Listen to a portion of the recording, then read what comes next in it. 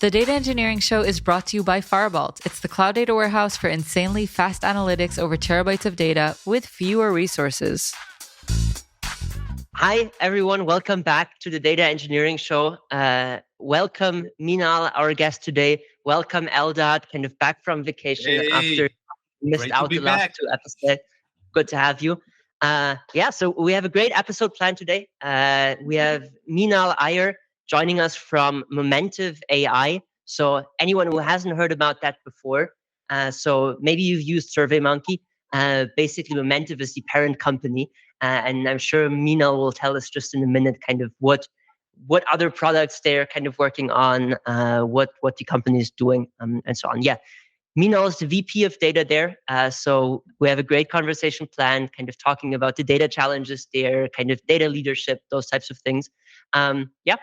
Meenal, do you just kind of want to quickly introduce yourself, tell our listeners about Momentive, and then we can jump right in? Awesome. Thank you again for the opportunity. Hi, for Benjamin and Eldad. Hi, everyone. I'm Meenal. I head the data team here at Momentive. And now going forward, it's going to be called SurveyMonkey again. We're still in the process of renaming our company. So it's like a flip-flop, basically, going from SurveyMonkey to Momentive and then back to SurveyMonkey. Because everyone knows SurveyMonkey. Exactly. It works. I've had an exciting 11 months over here, looking to build a data platform that can allow the organization to kind of make data-driven decisions and then produce value for the organization itself. We just were recently acquired by a private equity firm. And, as you know, it just becomes more imminent that the data team kind of starts producing more value than it typically does in an organization in such scenarios. So it's going to be an interesting journey starting now or going forward. So I'm super excited. Very excited to be on the show. Awesome. Super cool. Do you want to kind of give us a quick recap, basically, of what got you into kind of big data, data engineering, those types of things, right? Because you have a bunch of experience across many different companies. So I'm sure our listeners would love to learn a bit more about that. Oh, absolutely. So no big story there. I have a long story, but I got into data by chance, realized I really enjoyed working in it and figured that, I want to make my career here. So I kind of dabbled in different industries. The reason being that I wanted to learn new businesses wherever I went, and then, look to see if I can solve different kind of data problems everywhere. So it's now gotten to a point where I have an understanding of the industry. So all I have to learn is the business. And then I have a playbook.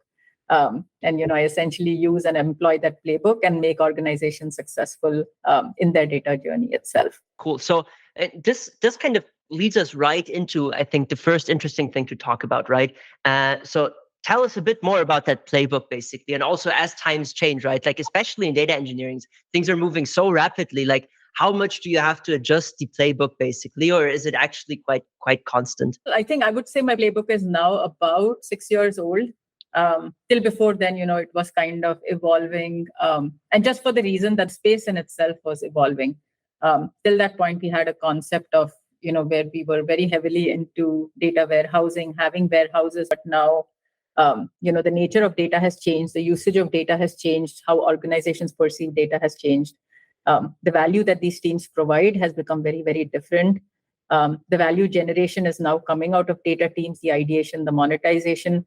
And so for that reason, the playbook had to evolve in a way that, we start looking at data democratization in a much broader sense. Data privacy and governance became large components within the whole model itself. So I would say there was a shift or a change over the years as to, from where we started. From where it was, very simple, and not simple in terms of, the build out itself, but simple in terms of what the requirements of the data team were. It was that you have or produce the data, you have a model essentially that services it to, different teams within the organization. And then, organizations had their own decentralized analysts and people who were really good with data itself on their teams who could pull the data and do work with it. But then over time, it changed to where, the data team itself needed to be that center of excellence and that value generator, rather than just being the holder of data or just having governance over the data itself. And in order for that to happen, the education or the training that the team had to undergo, or the way the team had to almost partner, not almost, the team has to partner essentially with business, rather than just being someone who just takes orders, from the business itself. So, we become partners, because since we hold the data, we have a full understanding of all the data that exists, how the data all ties in together, and the value that can come out of that data that business may or may not be able to see. And so how can we make that our motto, is how my playbook kind of has evolved into. So of course we believe fully still in self-serve analytics, so where we push the data out and we make data available so that business can make the decisions, but we also hold that center of excellence hub where we can start ideating in terms of what can we produce out of this data, what value can we bring out of it, because that is the real ROI of what the team can actually provide. So yes, the playbook kind of has all of these things, but I would say data democratization is like the biggest, is like the word that could kind of encompass the end-to-end of what I have within my playbook itself. Okay, Benjamin, let me explain to you in a nutshell, in 40 seconds, kind of the evolution of data. So at first, we served engineering teams, and they were using data to build products. It was amazing. But then, we got kind of used to it. So the business actually got on, and they started to use data to run the business instead of just building products. So we switched to serve the business instead, which was also amazing. But then again, so we reached the point where we just democratize data and we open it for everyone so they can serve it themselves, and we just serve the data. So I think it's kind of getting back to the roots. We only serve the data, and if we model it right, we open it right. You've mentioned compliance, and we've mentioned all of those things, gatekeeping, an excellence center. I think we're entering an era where it's all about controlling metadata and opening the data so people can use it themselves. Tell us how it evolved. Actually, tell us, when was the first time in your career that you considered data to be a strategic part of your team's ability to serve? So we were naturally doing it throughout my career, right? Like, and let me give you an example. So when we started off, we again started off as a regular organization. We had our warehouse. We were just kind of pushing data out. And then as we began conversations with the business, and I got to learn a lot more about what the business teams were doing and the challenges that they were facing.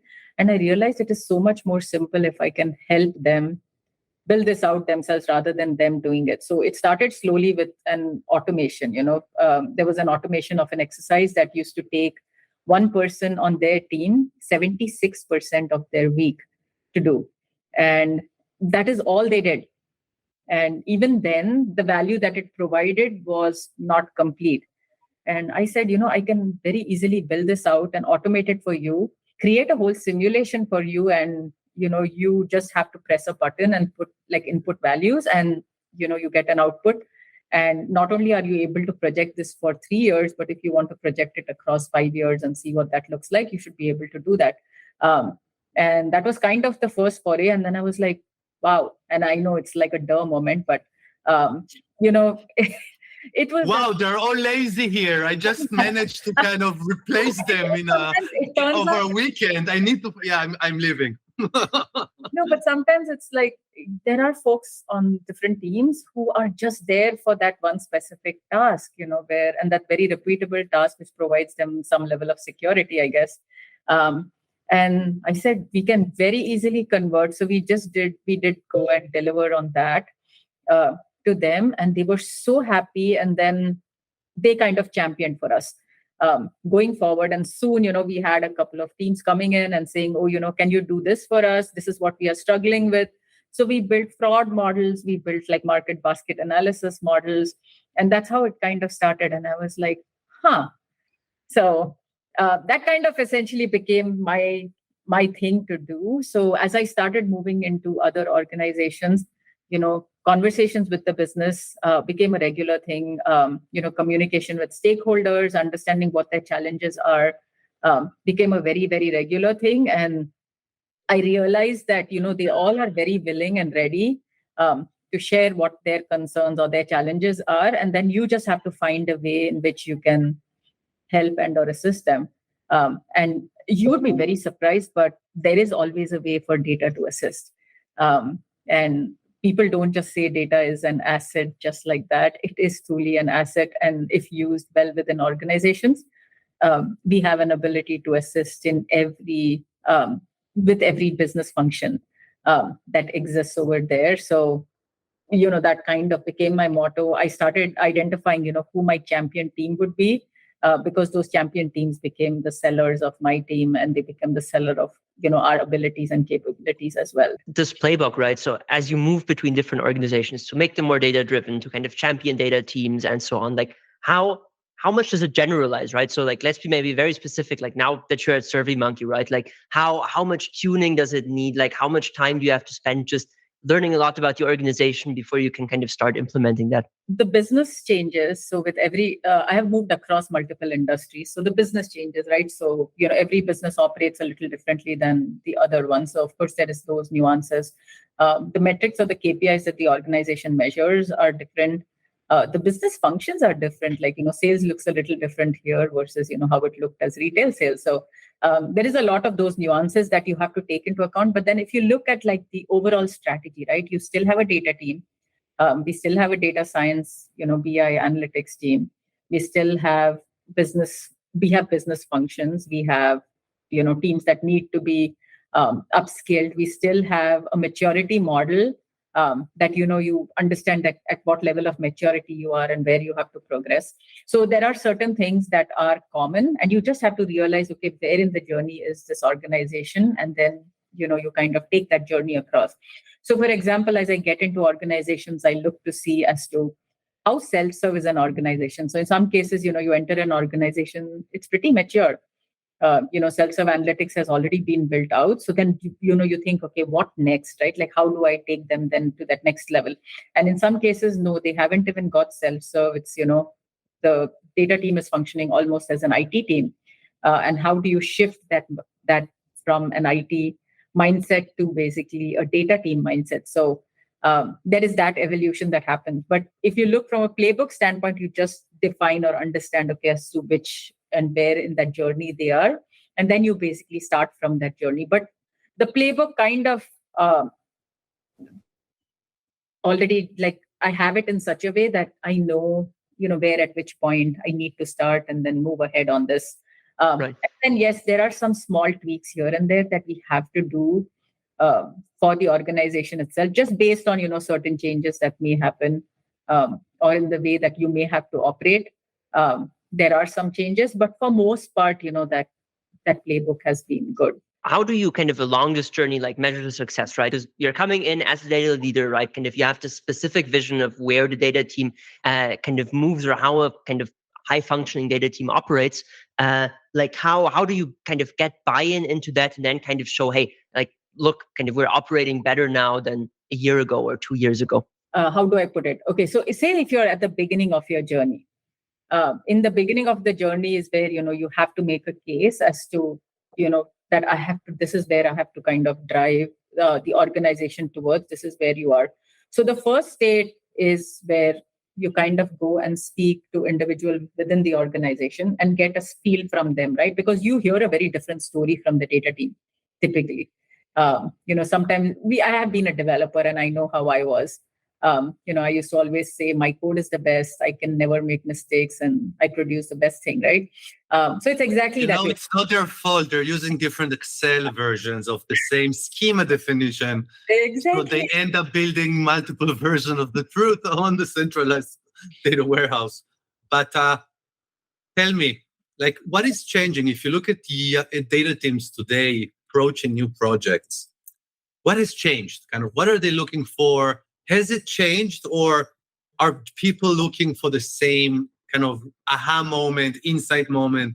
Is it like do they come to you with questions unanswered, or do they come to you and say the system doesn't work, we need a new one? Like, how does it feel? Well, again, it depends on organizations and depends on people as well. So in some cases, you will see, again, as I said, there may be maturity within the organization already, as to where they are very fully organized and are operating at a level where the organization is truly using data to its full potential, or is using data in some extent. And then in some cases where you see is that data is just being used to basically run the business and not manage the business. So there is those differences that you notice, but for most part, the data teams say, oh, there is no problem, things are running. We have an orchestration platform. We have, if something goes wrong, we do notifications. And then we work with business, and business typically has no complaints about the work that we deliver. But then you go and talk to business folks, and business folks have a very different story to tell, because they are sitting on the outside. And someone is lying. Someone is lying. That's what I'm saying. Someone is not telling the truth. I think more than I think it's a question of perception. As I said, I've been a developer before, and I know, what the answers should be. So, you go, and that's the reason why I do, I do these interviews with everyone across the organization at different levels, and understand as to what is their perception of. One is how data is being used within the organization, and second is what is their perception of the team itself, and what are the challenges that they're facing right now. And the funny thing is that, with all of these conversations, you start getting messages in terms of, what really needs to be addressed and or fixed. You start hearing commonalities, and, you barely see any outliers, but you start seeing commonalities in terms of what needs to be addressed. And you basically take that.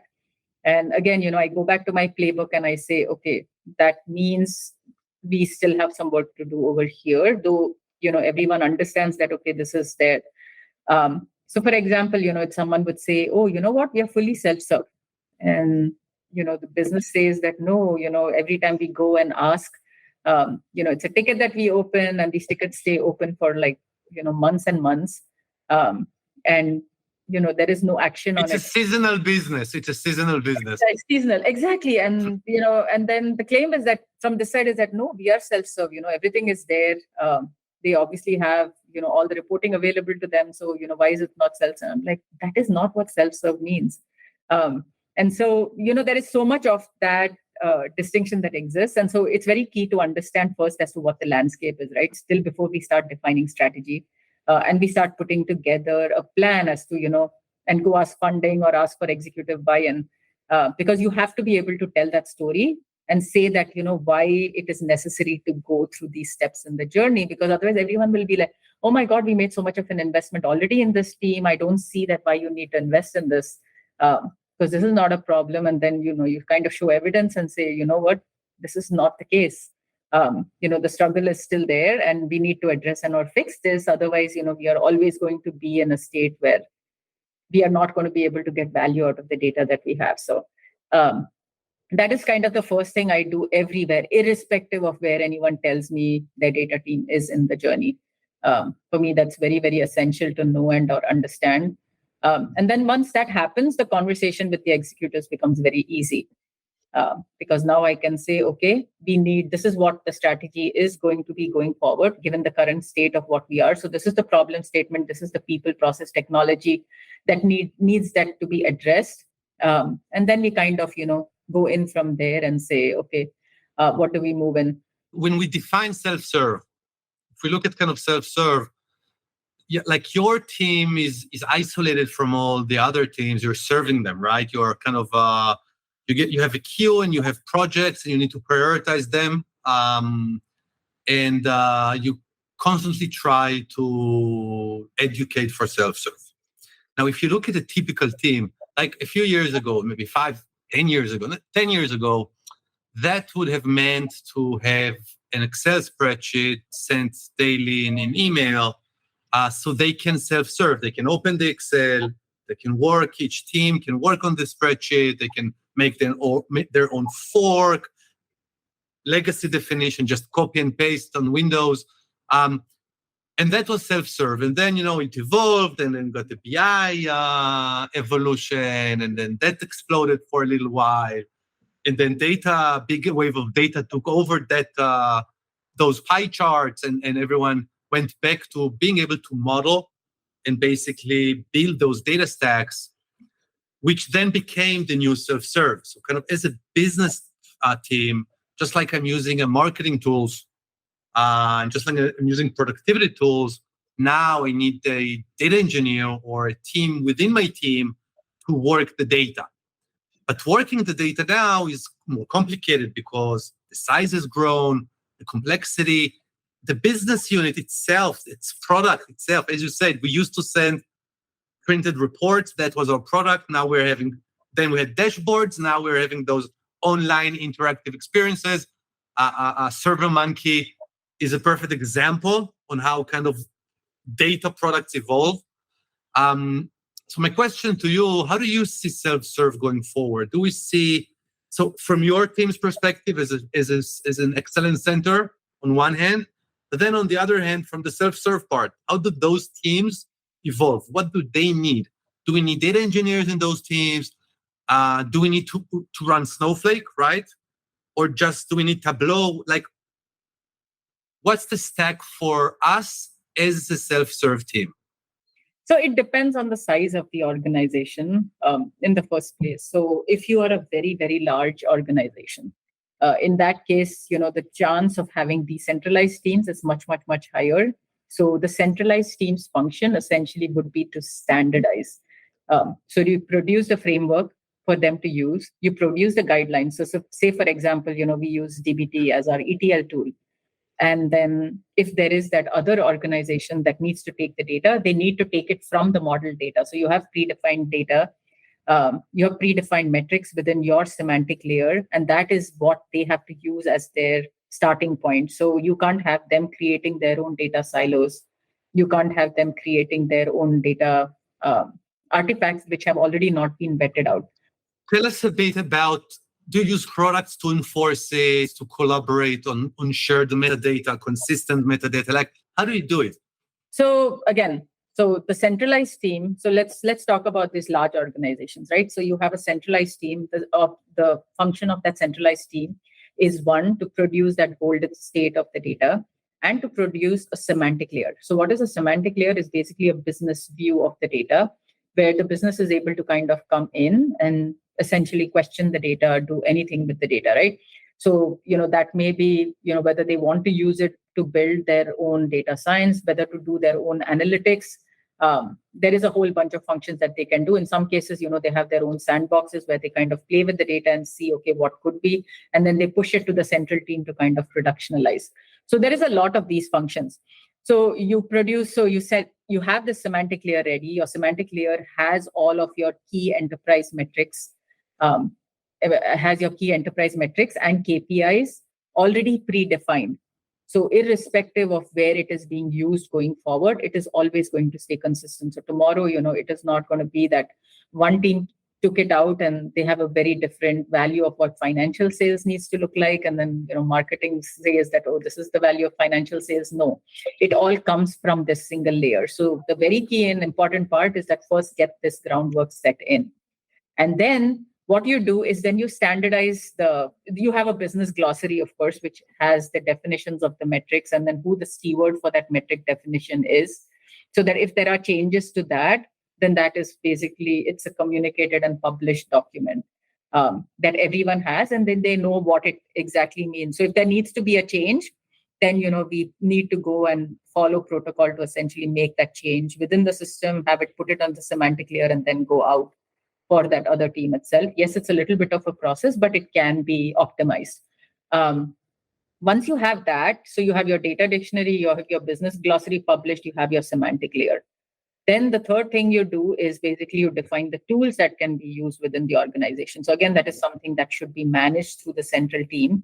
And say, for example, you say Tableau is the only tool that we have from a reporting analytics dashboarding standpoint.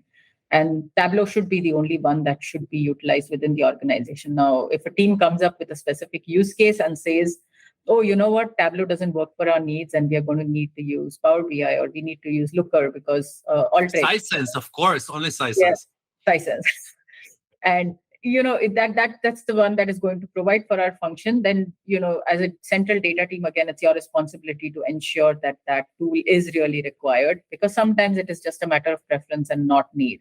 And so it's your responsibility to ensure that that tool is really the tool that you need to take forward or go forward with. But my statement here most is around the fact that it's your responsibility to also standardize the tools in use across the organizations.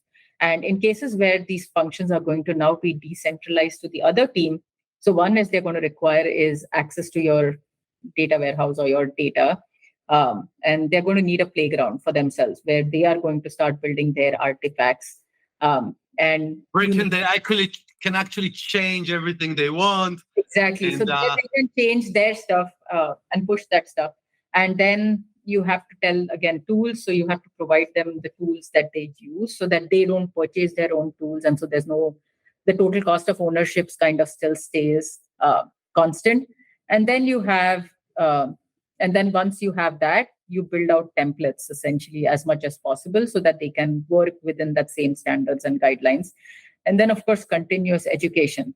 So data literacy is a big part of what I do.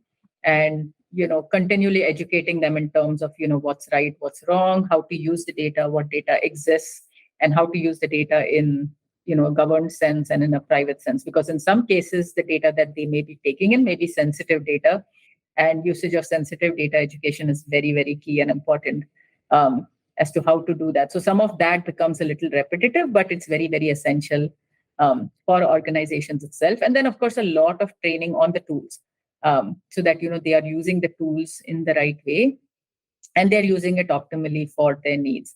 Now, this I talk about in very, very large organizations, right? Now you come to like smaller and mid-sized organizations. In that case, you should minimize the amount of decentralization that actually happens. So from a data standpoint, you don't expect them to go and be running their own ETLs and doing anything beyond. It's the same stack, but just a freemium edition. Exactly. I think that's the perfect analogy. Right? Yes. Remove all the enterprise features. No auditing, no compliance, no security. No. So you still have all of that, but it's managed central team. You still have education because they still have self-serve, so the ability to do self-serve. But your self-serve is now limited to where they are more dashboarding and then doing stuff from that point onwards. So they are not responsible for bringing the data in or ETLs, and you'd want to try to minimize that as much as possible, just so that, because it's a smaller organization, yours is a smaller team as well. So you want to kind of keep that management of it much, much more centralized. So education still exists here because they still need to understand the importance of the data, what data exists, and how sensitive and private data should actually be utilized. So that still exists from a literacy standpoint. And then pick the right compute so they don't burn the monthly budget. Exactly. So, that part of it still, continues. But I would say that's how I typically prefer, that we organize data in. Because, again, large organizations, there is just too much to manage. And, it's not essential that, every time your data team doesn't have to be for 40 people, like a 40 people team to, serve a larger organization. You can actually manage with a smaller team. It's just that we're going to do a sister show that's called Data Politics, unlike data engineering. Very similar to data politics show. Nice. The data politics show, and it is interesting though to see how data gravity affects data politics, and it does. Yeah, I'm sure it does. Again, with the importance that data has across the organization, I'm sure there are politics associated with it. But yeah, so that's kind of how I look at self-serve, and that's how I prefer to manage it within organizations where I go and lead such efforts. What's kind of the most exciting thing coming coming to your team this year? What are you working on that's big and risky and supposed to make big impact? Well, there are a couple of initiatives. I obviously can't go into details of them due to privacy, but there are a couple of very interesting things the team has been working on. So one really awesome thing that I was able to do for my team earlier this year was doing a data hackathon. So, you typically have like software engineering hackathons, but data hackathons are very cool. They're much cooler than software engineering hackathons. So as a software engineer, I feel offended. But tell us how to host an amazing data hackathon. So what we did. Sorry, Benjamin. It's fine. I can handle it. They're doing 3 hackathons a week in Munich there. His team is doing like, let's do a hackathon. Hackathons are unique, Benjamin. You do it once in a while and you eat pizza. So, but yeah, sorry, go ahead. No. So we did a hackathon. So what we did though, Benjamin, we kind of set the topics previously, and what the topics were is these were long-standing problems within the organization and challenges that the organization was facing. And we were looking to see either to come out with a solve for it or with a prototype for it. So, either the outcome would be a plan as to, how we would tackle the problem, or it would come out with a full solve with a prototype. And happy to say, 3 out of the 4 projects, I don't have a large team. So 3 out of the 4 projects that we did are going live already. So that was and those Edla, to your question, is the super exciting stuff that we actually did. All of them revenue generating ones, again, and things that we were super excited about. So we are taking some of that learning and essentially we have taken it a step ahead and, we are looking for other similar revenue generating opportunities and we have found some similar such ideas and we are moving forward with that as well. So again, that is the fun and exciting stuff that's coming up. Again, can't go into much details, but yes. For these open business problems initially, right? Who kind of, right? You worked on specific things, given how many different kind of business functions there are that you guys are helping with as a data team, who was kind of the one, how did you decide basically which problems were worth tackling? So we have, as SaaS has, right? You have a freemium and the smaller version of your platform, and then you have the much more enterprise version of the platform. Our focus was to essentially see that how can we increase the acquisition of customers here, on the premium side of it, and then retain them and then get them to move to more paid, right? And so what we did is that from the problems that we had, so we had 12 problems that came to us and we had to choose 4 out of them.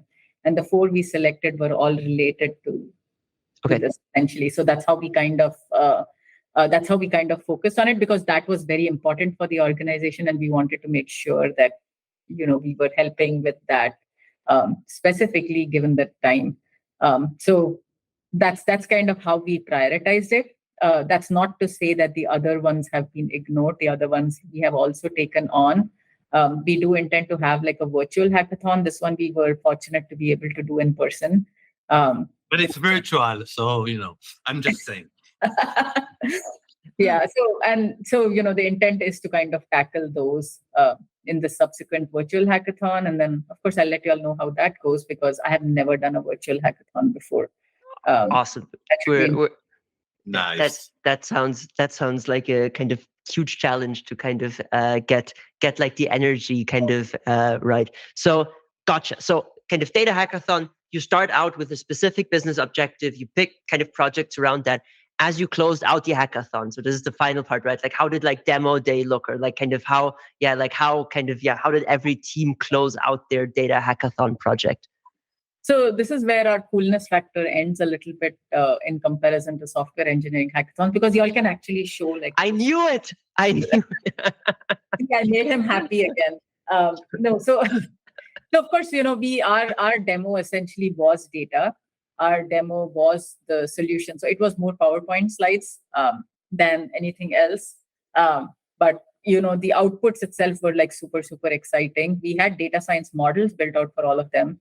And so, we could showcase those models and show the output of those models itself. So for our judges, it was so exciting to see that data live and see the answers to these questions. So that was like the fun part of it. Yeah. But that sounds super cool. Like, I don't see what the kind of missing coolness factors, like we build kind of the query engine. So our demos usually are, you click something, it's slow. Then after the hackathon, right, you click something, now it's much faster because our query engine, like we improved some algorithm or something. So, okay, maybe it's levels. We can agree. The data hackathon is just as cool as the software hackathon. I agree. I changed my statement. Perfect. So on this kind of lovely note, let's wrap up today's episode. Meenal, any kind of closing words to our audience that you wanted to kind of talk about in terms of data teams, etc.? One thing I want to kind of close out with, and I'm sorry we didn't get a chance to talk much about, is the ROI of data teams. And I think the ROI, and if you all heard like my Monte Carlo post as well, I talk about ATV, which is adoption, trust, and value. And, if you follow these three methodologies within, when as you go and build out a strategy for your data team itself, you will realize that the value that your team provides far outweighs the cost or the investment that you have made in building the team out itself. So, that's one thing I would love to leave you all with. So adoption essentially talks about the fact, data democratization. So as you build your semantic layer out, and as you have the organization essentially adopt your data platform itself, it's very essential that the adoption piece of it occurs for the other pieces of it to happen. Now, the second part is trust. Of course, if there is no quality of data or if there's no trust and transparency within your data, the adoption is not going to be complete. And so you have to ensure that is the other pillar that you have to take care of. And then the value generation starts happening, is that once you have adoption and trust in, then you start producing value out of your platform itself. The second thing I would like to leave you all with is the fact that nothing is possible without the team itself. And so it's very essential that your team has the ability to cross-train, upskill, and continuous learning has to be provided to the team so that they are kind of growing, and provide them the opportunity to become as productive as possible in whatever it is that they do. Because the job that the data team does is always very underappreciated. And so in order for the teams to be appreciated and for the teams to be more productive, you have to provide them the environment to actually be productive and really provide a satisfying outcome for everything. So two very, very key and very important things to take care of, but that's the message that I would probably leave this. Those were great closing words. Thank you so much for joining in. So this was awesome, kind of learning how you think about building high-performing data organizations. And kind of we look forward to hearing how the virtual hackathon, data hackathon, goes in the end. Awesome. Thanks for joining in, Meenal. Thank you for joining. Yeah, thank you so much. Bye-bye. Take care. The Data Engineering Show is brought to you by Firebolt. It's the cloud data warehouse for insanely fast analytics over terabytes of data with fewer resources.